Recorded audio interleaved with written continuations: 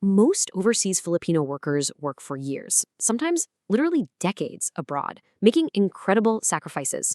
But heartbreakingly, so many still struggle financially after finally coming home. And the crazy thing, it's not because they didn't earn enough during their time overseas. It's usually just because they invested in the wrong order. Welcome to This Explainer. Today, we're breaking down the absolute smartest sequence for building wealth so that every single peso you earn actually works harder for your future back home. So it begs the question, why do so many OFWs return home without savings? We see this happen all the time, right? An OFW gets a bonus or maybe saves up a nice lump sum, and bam, they immediately jump right into a high return trap. Or they buy a huge house right away before building a solid financial foundation. And look, they mean well, for sure.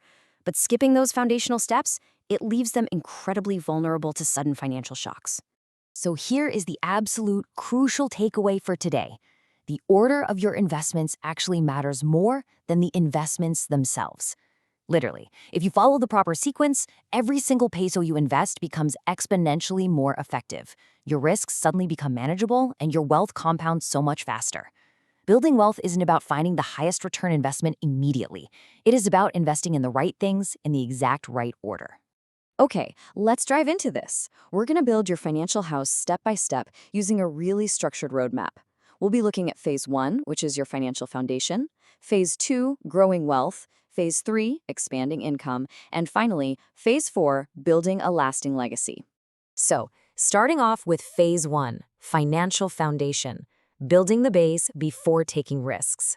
Now, I want to be super clear here. This first phase is absolutely non-negotiable for any OFW looking to build lasting wealth. You just can't skip it. Think of this foundation as having 4 vital steps. First, you invest in yourself. Second, you build an emergency fund. Third, you absolutely have to eliminate debt. And fourth, secure proper insurance. Let's break these down real quick, because they're honestly the secret to protecting everything else you're going to build. Step 1 is all about you. Think about it this way. Your greatest asset isn't your savings. It's actually your ability to earn more. Before you even think about buying stocks, real estate, or crypto, you got to ask yourself, can I qualify for a higher paying job? Could I develop new digital skills, learn a foreign language, or maybe get a TESDA certification? Honestly, investing in your own education and skills yields the absolute highest return possible. Just look at the math for a second. Imagine you spend, say, 20,000 pesos on a professional certification. Because of that specific new qualification, you end up getting a promotion or a new job that pays you an extra 30,000 pesos every single month. I mean, there's literally no stock market in the world that can consistently match that kind of return. Let's move to step 2 and see how this builds. You absolutely must have an emergency fund covering 3 to 12 months of living expenses. A lot of people think, well, cash isn't an investment, but honestly, that's a really dangerous mindset. Your emergency fund acts as a shield, protecting every other investment you have. So if your income is pretty stable, aim for 3 to 6 months. But if your overseas contract is a bit uncertain, or if you're supporting several dependents back home, you really need 6 to 12 months safely tucked away in a highly liquid account. Now for step 3, eliminating high-interest debt. Imagine you're earning a fantastic 10% annually from your investments. That sounds great, right? But what if at the exact same time you're paying 30% interest on a credit card, a salary loan, or one of those online lending apps? You are essentially bleeding money every year. Paying off expensive debt gives you a guaranteed return that's exactly equal to the interest you no longer have to pay. If you ignore it, it completely destroys any investment gains. Step 4 finishes our foundation, insurance.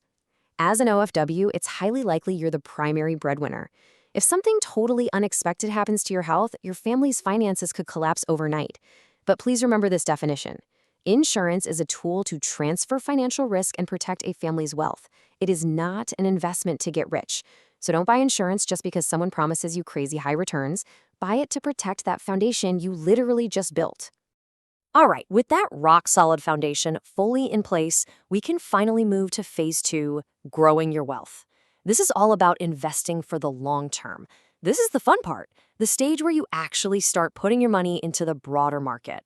This brings us to step 5, starting to actually invest for retirement.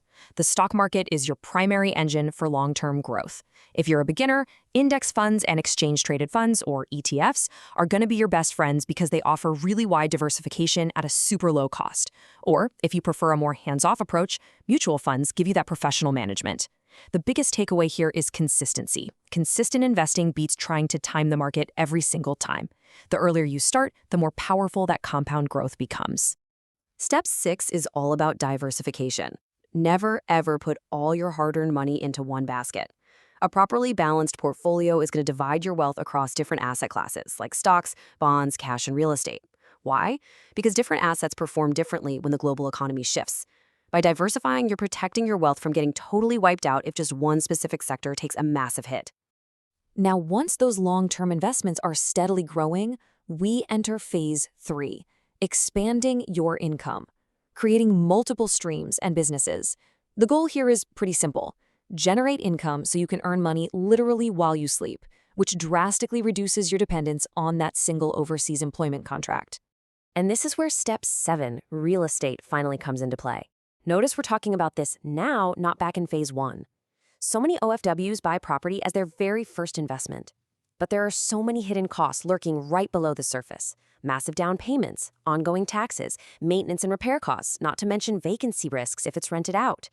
Property is a fantastic investment for sure, but only after you've established the absolute financial stability needed to handle those really heavy commitments. Steps 8 and 9 really go hand in hand here.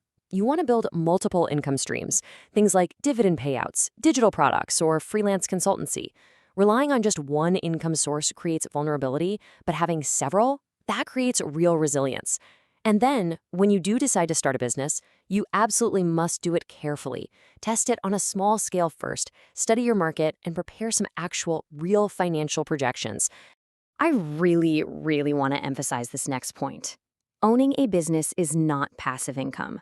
It honestly breaks my heart to see OFWs dump their entire life savings into a family sorry store, a restaurant, or maybe a livestock business back home without any solid plan. These quickly become bad investments when family members lack experience, daily operations aren't supervised, and big decisions are based on emotion rather than hard data. A real business requires active, careful management. Finally, we reach phase 4, a lasting legacy. Wealth that outlives you. Because ultimate financial success goes way beyond just your personal wealth. It's really about the impact you leave on the next generation.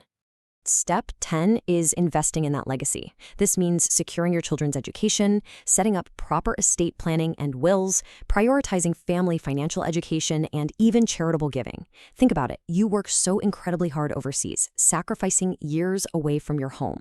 These legacy investments are what ensure that the wealth you built actually lasts and empowers your family for generations, rather than just disappearing overnight.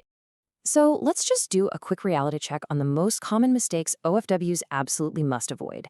First, do not buy a house before building your savings. Second, do not chase guaranteed high returns. If it sounds too good to be true, you know it probably is. Third, don't blindly trust your relatives' investment picks without checking the data yourself. And finally, do not treat insurance as an investment to get rich. Honestly, avoiding these specific traps is often way more crucial than picking the perfect stock. Remember, there is no single magical investment out there that just guarantees wealth. Wealth is built through disciplined habits, repeated over many years, not one lucky investment. The goal isn't simply to earn more money abroad. The real goal here is to ensure that every single year of sacrifice overseas brings you one step closer to true financial independence, making work a choice rather than a necessity. So before you go, ask yourself this. If your overseas contract ended tomorrow, which phase of this financial house would catch your fall? If this explainer helped you understand where OFWs should invest first, make sure to subscribe because every week we break down personal finance, investing, and wealth-building strategies specifically for overseas Filipino workers. Our goal is to help you make smarter money decisions so your hard-earned income abroad creates lasting financial security back home. If you found this guide valuable, give this explainer a like, share it with a fellow OFW or your family, and subscribe so you won't miss our next practical money guide. Thanks so much for exploring this with me, and I'll see you in the next explainer.